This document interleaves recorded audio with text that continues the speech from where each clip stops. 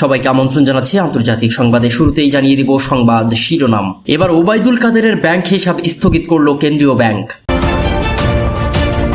এরপর জানাবো ডক্টর ইউনূসকে এরদোয়ানের অভিনন্দন। তারপরেই জানাবো মাদ্রাসার শিক্ষার্থীকে ধর্ষণের অভিযোগে শিক্ষক গ্রেফতার। আরও জানিয়ে দিব সৌদি আরবে ঝরল 2 বাংলাদেশির প্রাণ। এরপরেই জানাবো বিপদ সীমার নিচে নামল গৌমতীর পানি। আরও জানিয়ে দিব শামীম ওসমান ও তার ছেলেসহ 100 জনের বিরুদ্ধে হত্যা মামলা দায়ের। এরপরেই জানাবো মমতার পদত্যাগের দাবিতে পশ্চিমবঙ্গ এখন রণক্ষেত্র। আর সর্বশেষ জানাবো সুদানে বাঁধ ভেঙে ব্যাপক বিপর্যয়, নিহত অন্তত 60 জন।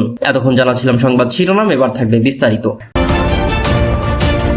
ওবায়দুল কাদেরের ব্যাংক হিসাব স্থগিত করা হয়েছে। ক্ষমতাচ্যুতর পর এবার আওয়ামী লীগের সাধারণ সম্পাদক এবং সাবেক সড়ক পরিবহন ও সেতু মন্ত্রী ওবায়দুল কাদেরের ব্যাংক হিসাব স্থগিত করা হয়েছে। মঙ্গলবার কেন্দ্রীয় ব্যাংকের আর্থিক গোয়েন্দা বিভাগ বিএফআইডির কাদেরের ব্যাংক হিসাব স্থগিতের এই নির্দেশনা দেন। দেশের বিভিন্ন ব্যাংক ও আর্থিক প্রতিষ্ঠানের কাছেও পাঠিয়েছে সেই নির্দেশনা। এর আগে সোমবার সাবেক প্রধানমন্ত্রী শেখ হাসিনার প্রেস সচিব ও জ্যেষ্ঠ সাংবাদিক নাইমুল ইসলাম খানের ব্যাংক হিসাব অবরুদ্ধ করেছে বিএফআইডি। একই সাথে নাইমুল ইসলাম খানের স্ত্রীরও ব্যাংক হিসাব স্থগিত করা হয়েছে। এদিকে ডক্টর মোহাম্মদ ইউনূসকে এরদোয়ানের অভিনন্দন। অন্তর্বর্তীকালীন সরকারের প্রধান হিসেবে দায়িত্ব গ্রহণ করায় ডক্টর মোহাম্মদ ইউনূসকে অভিনন্দন জানিয়েছে তুরস্কের প্রেসিডেন্ট রিসেপ তাইপ এরদোয়ান। এ সময় বন্যা কবলিত মানুষের জন্য মানবিক সহায়তা প্রদানের কথাও বলেন তুরস্কের প্রেসিডেন্ট। ফোনালাপে প্রেসিডেন্ট এরদোয়ান বাংলাদেশে বন্যা কবলিত এলাকায় প্রাণহানির জন্য শোক প্রকাশ করেন। তিনি বলেন তুরস্ক বন্যা কবলিত মানুষের জন্য মানবিক সহায়তা প্রদান করবে। প্রধান উপদেষ্টা ডক্টর মোহাম্মদ ইউনূস তুরস্কের প্রেসিডেন্টকে ধন্যবাদ জানিয়ে বলেন তিনি এবং তুরস্কের ফার্স্ট লেডি এমিনে এরদোয়ান উচ্চ পর্যায়ে জাতিসংঘের জিরো ওয়েস্ট ফোরামের সদস্য। তিনি তুরস্কে বাণিজ্য বৃদ্ধির আহ্বান জানিয়ে বলেন বাংলাদেশের প্রধান খাতে বিশেষত উৎপাদন খাতে তুর্কি বিনিয়োগ প্রয়োজন, যেখানে তুরস্ক একটি শক্তিশালী বৈশ্বিক ক্ষমতা।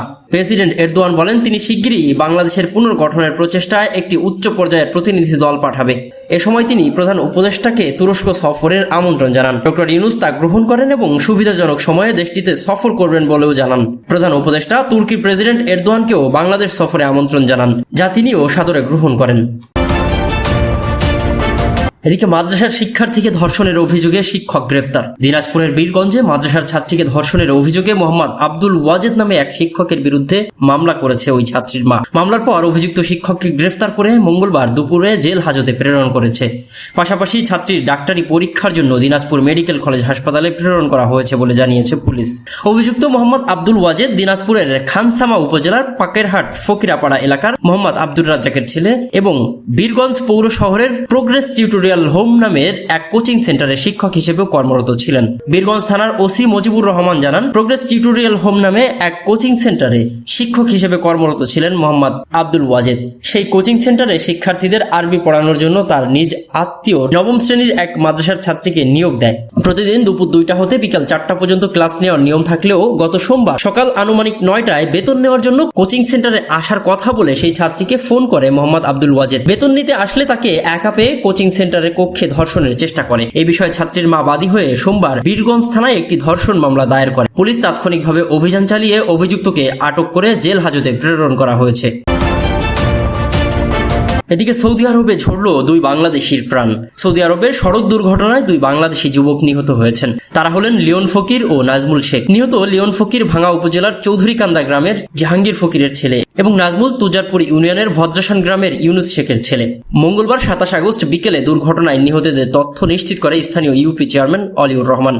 নিহত লিওনের মামা মোহাম্মদ লেবু মিয়া জানান 11 মাস আগে সৌদি যান লিওন ফকির। শনিবার রাতে নাইট ডিউটি শেষ করে ভোরে তারা বাসায় ফেরার পথে সড়ক দুর্ঘটনায় তাদের গাড়িতে থাকা 7 শ্রমিকের মধ্যে 6 জনই মারা যান। এর মধ্যে লিওন ফকির ও পার্শ্ববর্তী ইউনিয়নের নাজমুল শেখও রয়েছে। তাদের মরদেহ এখনও দেশে এসে পৌঁছায়নি। এদিকে বিপদসীমার নিচে নামল গোমতীর পানি। বিপদসীমার নিচ দিয়েই প্রবাহিত হওয়া শুরু করেছে কুমিল্লা গোমতী নদীর পানি। বর্তমানে নদীটির পানি বিপদসীমার 3 সেন্টিমিটার নিচ দিয়ে প্রবাহিত হচ্ছে। মঙ্গলবার 27 আগস্ট রাত 10:15টার দিকে এই তথ্য জানিয়েছে কুমিল্লা পানি উন্নয়ন বোর্ডের নির্বাহী প্রকৌশলী খান মোহাম্মদ ওয়ালিউজ্জামান।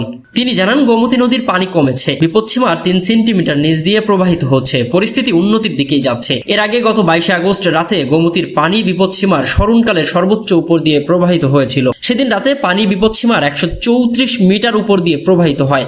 ওই দিন দিবাগত রাত 12টার দিকে নদীর বুড়িচং উপজেলার সোনারনল ইউনিয়নের বুড়বুড়িয়াং এলাকায় বাঁধ ভেঙে লোকালয়ে পানির প্রবাহ বাড়ে, ফলে নিম্নাঞ্চল প্লাবিত হয়ে ভয়াবহ বন্যার সৃষ্টি করে। আর বাঁধ ভাঙার পর থেকেই কমতে থাকে গোমতীর পানি। পরদিন শুক্রবার ও শনিবার বিপদসীমার 1 সেন্টিমিটার কমতে থাকে। রোববার ও সোমবার 3.7 সেন্টিমিটার কমে প্রবাহিত হয়। সোমবার পর্যন্ত পানির প্রবাহ ছিল বিপদসীমার 35 সেন্টিমিটার উপরে, আর মঙ্গলবার রাত 9টার দিকে এই বিপদসীমার সমান হয় এই নদীর পানি।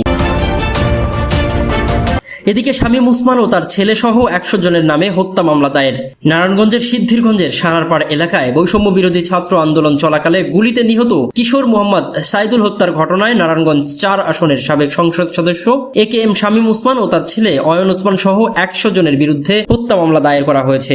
একই ঘটনায় মহানগর আওয়ামী লীগের যুগ্ম সাধারণ সম্পাদক শাহ নিজাম শামীম ওসমানের ভাতিজা আজমেরি ওসমান, শামীম ওসমানের ছেলে অয়ন ওসমান, কাউন্সিলর মতিউর রহমান মতি, মানিক মাস্টার, হাজি ইয়াসিন, নুরুদ্দিন মিয়া, জজ মিয়া, নূর সালাম, নূর হক ও শাহজালাল বাদল সহ 100 জনের নামে ও অজ্ঞাত আরো 150 থেকে 200 জনকে আসামি করে মামলা দায়ের করা হয়েছে। মঙ্গলবার রাত 11টায় নিহত মোহাম্মদ সাইদুলের বড় বোন রেহানা বেগম বাদী হয়ে সিদ্ধিরগঞ্জ থানায় এই মামলাটি দায়ের করেন। মঙ্গলবার রাত 11:30টায় মামলা দায়েরের বিষয়টি নিশ্চিত করেছেন সিদ্ধিরগঞ্জ থানা উপপরিদর্শক ASI মোহাম্মদ ইয়াউর রহমান। মামলার এজাহারে উল্লেখ করা হয়, গত 21শে জুলাই 1, 2 ও 3 নং আসামির নির্দেশে ও হুকুমে উল্লেখিত অন্যান্য আসামিদের হাতে থাকা লোহার রড ও ধারালো অস্ত্র দিয়ে হত্যার উদ্দেশ্যে এলোপাতাড়ি সাধারণ ছাত্রদেরকে মারপিট করে আহত করা হয়। একইভাবে আসামিগণ তাদের হাতে থাকা অগ্নেয়াস্ত্র দিয়ে হত্যার উদ্দেশ্যে গুলি ছুড়লে বাদীর ছোট ভাইয়ের বুকে গুলিবিদ্ধ হলে সে মাটিতে লুটিয়ে পড়েন। পরে তাকে স্থানীয় জনতা উদ্ধার করে সানারপাড় ইস্ট ভিউ হাসপাতালে নিয়ে গেলে ডাক্তার তাকে মৃত ঘোষণা করেন।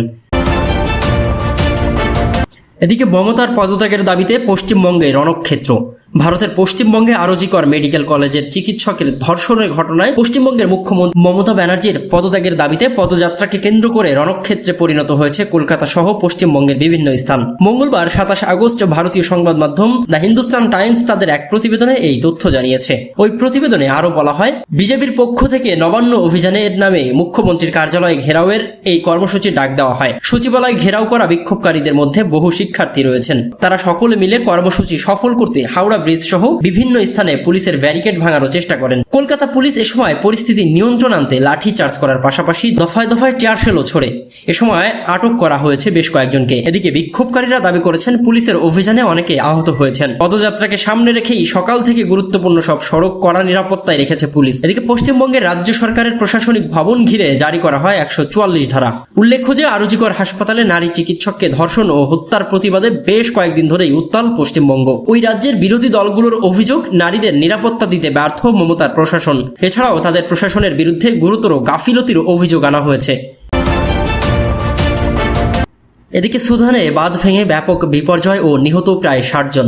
যুদ্ধ বিধ্বস্ত সুদানে একটি বাঁধ ভেঙে কমপক্ষে 60 জন নিহত হয়েছে। ভারী বৃষ্টিপাতের কারণে হঠাৎ করেই বাঁধটি ভেঙে যায় ও বিপর্যয় দেখা দেয়। এই ঘটনায় বর্তমানে সেখানে তল্লাশি অভিযান চলছে। অবশ্য মৃতের সংখ্যা আরও বাড়তে পারে বলেও আশঙ্কা করা হচ্ছে। সোমবার 26 আগস্ট বিবিসির প্রতিবেদনে উঠে আসে এই তথ্য। প্রতিবেদনে বলা হয়েছে, আরবাদ বাঁধের ধারণ ক্ষমতা 25 মিলিয়ন কিউবিক মিটার এবং পোর্ট সুদানের উপকূলীয় শহরে অবস্থিত এই বাঁধটি দেশটির পানীয় জলের প্রধান উৎস।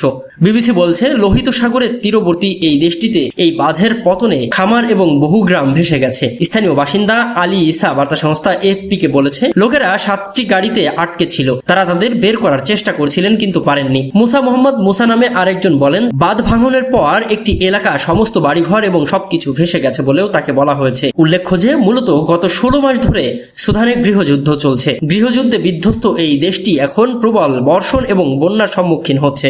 আর এতে করে বহু মানুষ নিহত এবং আরো কয়েক হাজার মানুষ তাদের বাড়িঘর ছেড়ে নিরাপদ স্থানে পালিয়ে যেতে বাধ্য হয়েছে।